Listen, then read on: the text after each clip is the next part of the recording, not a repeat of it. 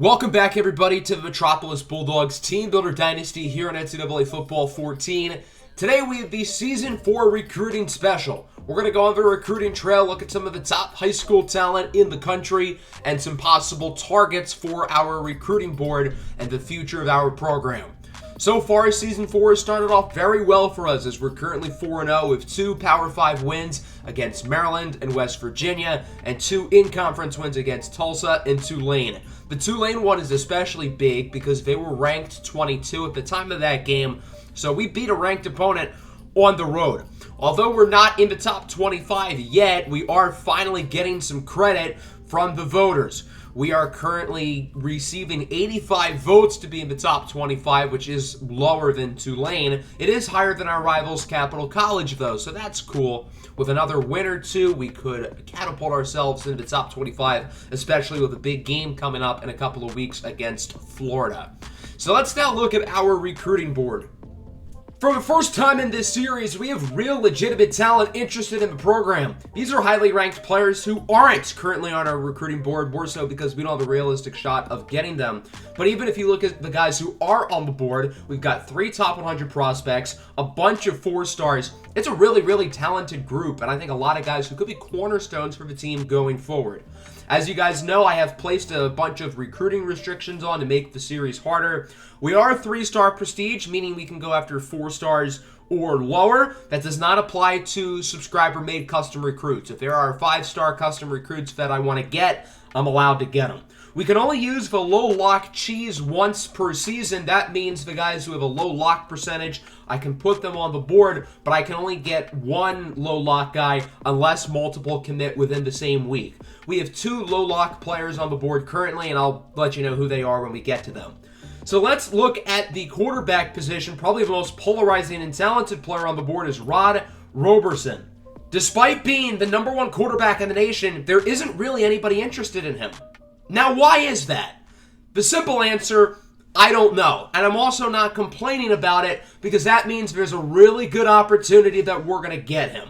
Rod Roberson is the only 5-star on the board. Since he is a custom recruit, we are allowed to go after him. If we do land Roberson, he'd be our first 5-star in program history. He's a left-handed thrower with excellent athleticism and explosiveness. He doesn't have the raw arm talent you look for in a top recruit at quarterback. Think Jalen Hurts as a passer. Somebody who doesn't have elite arm talent, but he can make the throws.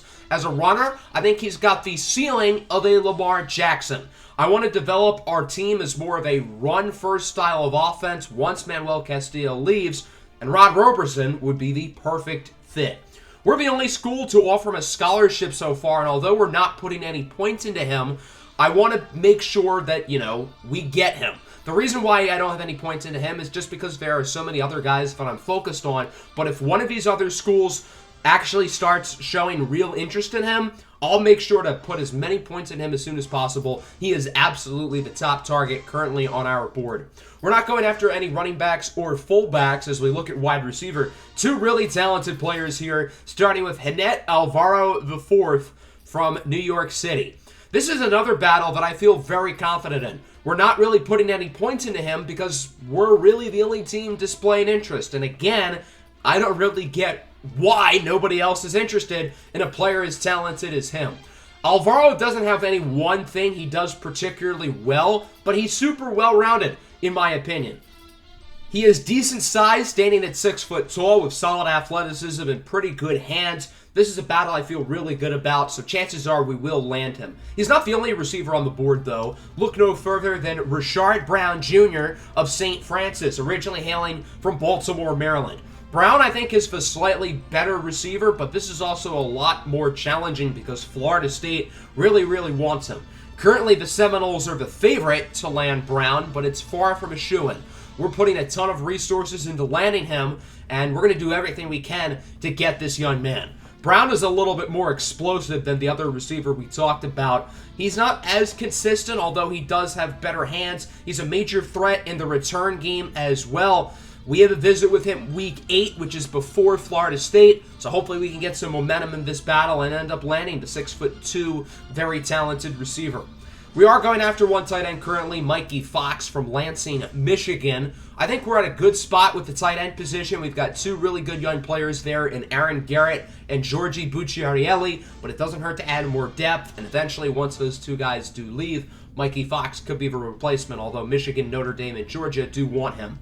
It's a very talented offensive line group, and the number one tackle in the country, Xander Valsamis, is interested in us. I think it's a very low likelihood that we land him, but when the number one tackle in the country shows interest, we got to at least try to go after him. He's a smaller player, 6'2", only around 240 pounds. He doesn't really have the size you look for in a tackle quite yet. I imagine he's definitely going to bulk up once he gets to school, but unfortunately, I don't think that school is going to be us. He already has his visit schedule maxed out, so we're not going to get a visit with him. I don't think we're going to keep putting points into him much longer because I just don't see a world where we can get him, even though I think he's really, really good. Nebraska, Penn State, and USC are currently the favorites, and he's got some other small schools he's considering as well. Assuming we don't land Valsamis, I think Mafu Vea is a good backup option. Although Vea is the 36th ranked tackle in the country, which is 35 spots lower than Valsamis, I don't think he's that much worse. Vea plays for Archbishop Carroll. That's the same school that Manuel Castillo, Osiris Young, and Didi Santander all played for. So clearly, we have a big pipeline at Carroll. Cornerback Fiki Yakabuti also played there as well. Vea is a lot more ready, in my opinion, than the other tackle, Xander Valsamis, mainly considering he's got the size you look for, 6'4", nearly 300 pounds. He's a phenomenal pass protector, needs to improve as a run blocker, but I think he's got, legit starting left tackle upside. Our current left tackle, Chris Adams, is a junior, so Vea could come in, redshirt for a year, and replace him. We've got a couple other guys down here, Kevin Williams and Anthony Temple. They're both good, but Vea is a little bit better. At guard, another battle that we really want to win, but we're struggling in, is with Clifford Woods Powell from Atlantic City, New Jersey. We are currently 7th on his board, and again, he's another player who I really, really want, but I just don't see it being overly likely because there are so many teams who are currently going after him.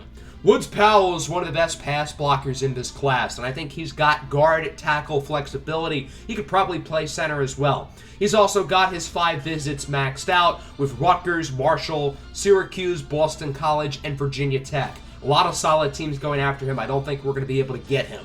Assuming we don't land him, Ben James is a good backup option. We are kind of struggling in this battle too, currently in 4th place, but Ben James is one of the top targets on the board because we really need to improve our depth on the offensive line. James is a player who I think could start pretty early on. Our starting right guard, Garrett McCullough, one of the highest rated players on the roster, is a junior, so eventually we're going to have to focus on replacing him. Ben James here is another guy who could be redshirted as a freshman and then come in and start as a redshirt freshman. He's going to visit the campus this upcoming week, week 6, so hopefully we can really get some momentum on that battle.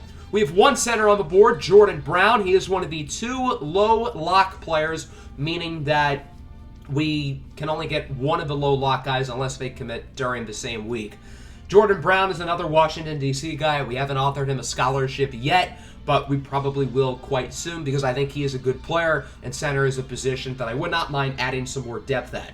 Moving to the defensive side of the ball, there's a larger number of players we're going after on defense, particularly at defensive end. That starts with Greg Washington, who is one of the 3 top 100 players on the board. Washington is the number 6 ranked defensive end in the country, and just like the other 2 top 100 guys we're going after with quarterback Rod Roberson and wide receiver Hanet Alvaro IV, none of these top 100 guys have interest from other schools. I don't get it. These are the 3 highest ranked players on our board, and nobody is going after them. Unlike the other 2 top 100 guys, we're farther along in this battle with Greg Washington. We're probably going to have him in for a visit very soon, and he should commit shortly after. So I would say as of now, there's a 99% chance we're going to land him. He's not the only defensive end we like, though. There's also Danny Glover. He's a little bit smaller, hailing from Tennessee. There's a lot of players from Tennessee we're going after. Rod Roberson's from Tennessee. The guard, Ben James, is from Tennessee. We're really focusing on getting a lot of prospects from Tennessee to possibly make that a pipeline state for us in the future. Danny Glover is kind of the tweener. He's really small for a defensive end at 6'1", 225 pounds, but he's also not overly explosive or quick. He only has 71 speed. So with him being kind of slow and also small, where are we going to play him? He doesn't have the size for defensive end, but he doesn't have the quickness to play linebacker. So he's a little bit of a tweener. Hopefully he can bulk up in college and probably stick on the defensive line. Next guy here is Brent Henry from Lake Worth, Florida. This is a really tight battle with a lot of teams going after him, but I think he's really, really good. We've got a number of young players I like on our roster at defensive end, but despite that, defensive end is one of our big priorities here this year in recruiting because there's so many good defensive ends who have interest in our program, and I don't really know how I can, pass the ball up. Brent Henry is a lot more explosive than Glover, but he's also bigger. That's why I like him a little bit more, but there are more teams going after him. New Mexico State actually has the lead with Florida, Miami, and Michigan also in the race. Mike Outlaw is another super talented player as well. He's a 77 overall, and I think he could be really, really solid. There are a number of teams vying for his services as well, but if we can land him, that would be a big get. We have positioned ourselves really well, in my opinion, to get him and get him soon. Ohio State is the only other team who he appears to be interested in. We have a nice lead on Ohio State, and we also have him coming in to visit the campus this week. So if the visit goes well, he could commit really, really soon. There's also Josh Sharp as well, not as good as the other guys, but still pretty talented. At defensive tackle, we've got Roy Levine, another Ohio guy. Unfortunately, it looks like we're going to lose this battle to the Buckeyes. We're down by 2,000 points, and I just don't think we're going to get him. We're probably going to put our points off of him, even though he's really good. So even though we're going to steal Mike Outlaw from Ohio State, we're not going to steal Levine from them. But it's okay, because we've got Ross Thomas on the board. Thomas is the other low-lock player that we are interested in. So we would have to get him and Brown, the center, during the same week in order to get both of them. At outside linebacker, we've got B.J. Hill, a 79 overall, coming from DeMatha Catholic. This is another school in the DMV area who we've gotten a lot of prospects from. Guys like Lewis Reed, Kemi Emembenigba, among others. So this is another place where we really focus on honing in on talent and, getting them. B.J. Hill is 85 speed, 99 acceleration. Notre Dame is the heavy favorite for this battle, but we do have him visiting this week, so hopefully we can kind of turn the battle around and give Notre Dame a run for their money. Steven Miranda is also pretty solid, as well as we move to middle linebacker. Enoch Bonto-Gomolo from Ardmore, Pennsylvania, is a guy we're really interested in.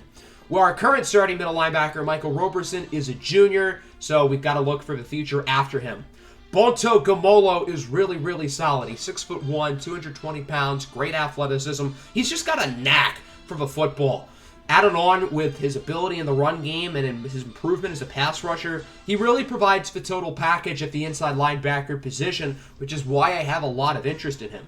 85 speed, 88 acceleration, good finesse moves, really good man coverage, 93 hit power as well. Even though he's a 74 overall, I think he's a lot better than his rating suggests, and a lot of teams agree. Alabama is the favorite for him. Washington, South Carolina, and Temple are also in the race. He's not the only inside linebacker we like. There's also Steve Watkins from Bridgeton, New Jersey. Our current middle linebacker, Michael Roberson, is a New Jersey guy, so hopefully we can replace one New Jersey-born middle linebacker with another one.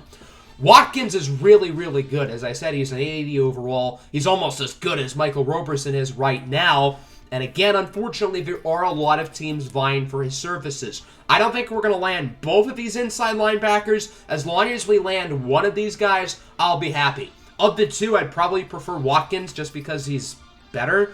I think Bonto-Gomolo has probably the more interesting skill set, but Watkins is an 80 overall. That speaks for itself. We haven't scheduled a visit on him. We're probably going to have him come in this week, week 6, but I'm not 100% sure. Let me know what you guys think we should do, but I'm probably going to have him come in this week against SMU. Really, really talented player. Hopefully we end up landing him. We're only going after one defensive back. We've gotten so much talent in the secondary over recent years that we have no need to prioritize defensive backs. The only one on the board is free safety Nick Williams from Maryville, Washington. We really don't give much effort recruiting across the Mississippi River, and we really haven't gotten many talent in the western area of the United States. So for us to focus on a player all the way from Washington should tell you how good this kid is. He's really, really talented, outstanding ball skills. He is a little bit raw at times in coverage, but he's got good athleticism and really solid upside. Terrell Cream is a junior, so once Cream graduates, I think Nick Williams could be the guy at free safety going forward. We have 4 athletes on the board as well, starting with Ryan Cunningham, 6'4", 260. He's probably a lineman of some sorts. We're probably going to have him play offensive line because I think that's the bigger need. He's visiting the campus this week, and we should be able to close out this battle pretty soon. Brady Jackson is one of the weirder players on the board. There aren't a ton of teams interested in him, and I get it, but I also don't get it. He's super explosive and has excellent athleticism to go with his 6'2", 190-pound frame, but he doesn't really have any major strengths. I don't think he's polished enough to play receiver. I don't think he's got the ball carrier moves to play running back, and he does not have the defensive ability to play defense. So I'm not really sure what he's going to be good at, but at 6'2", 190 pounds with 95 speed, his combination of size, length, and athleticism, it's hard to ignore the upside. Despite being raw, I think Brady Jackson's got a shot to be really, really good. Chances are we will be able to get Jackson, so I'm excited to see where he ends up playing because I don't know what position he's going to be. 39 stiff arm suggests that, as a running back, not ideal, but he has 56 catching. So how can I put somebody with 56 catching at wide receiver? Zach Fuller is a really interesting player. He's currently playing JUCO out in Maryland. He's from Washington, D.C., so he's from our backyard, but he didn't really get that much attention during his high school career. He was a 2-star prospect coming out of high school. He decided to go JUCO for a year, and that decision has paid off immensely. Fuller has been one of the best players across JUCO ball in America just as a freshman. He has raised his stock to a 4-star recruit, and for good reason. There aren't many teams around the country who have caught on to his talents, but we have. We recognize the talent with Zach Fuller, and this is somebody who I think has the chance to be a superstar at the collegiate level. His natural position is probably running back. With no other running backs on the board, we may end up putting him there, but he could also be a really good defensive back as well. He could also be a really solid wide receiver too. I don't know where we're going to put him. Running back, receiver, defensive back. Unlike Brady Jackson, he's actually got good ratings at those positions. It's not just the athleticism. There are a few other teams who have offered him scholarships with Capital College and Penn State, but we have been visiting the campus this week, and we should be able to close out this battle pretty soon. The last player we're going to talk about is Eric Rice from Springfield, Tennessee. 6'2", 210 pounds. I think he's probably going to be a defensive back, more likely a safety, and I think he's got a chance to be a really good one. As I said earlier, there are a lot of players we like from the state of Tennessee. A ton of guys from that area who really look like good players. The state of Tennessee is really producing good talent, and it's hard to ignore with all of these guys we've got on the board. Rice has a very interesting skill set as we take a look at his ratings real quick. He's fast, 91 speed, 92 acceleration, 73 zone coverage. His cover ratings aren't great, but they're not horrible. I think maybe he could play linebacker too. I'd be interested to see what his block shedding and his power moves are, because at 6'2", 209, that's not necessarily tiny for a collegiate linebacker, so maybe he could play there as well. So that's going to wrap up the episode. Let me know what you thought of all of these recruiting targets down below in the comments. This is by far the most talented group of recruits that we have, and I think we're going to be able to land a lot of these guys. Our previous recruiting class had a lot of good players, but it lacked in quantity. We only had like 10 players on scholarship. Hopefully we can get more this year, and I think we've got a great opportunity to do so. So that's going to wrap up the episode. I hope everybody enjoyed. Make sure to like button and subscribe. Next episode, we've got a few big games, including a matchup at home against the Florida Gators, which should be fun. Peace out.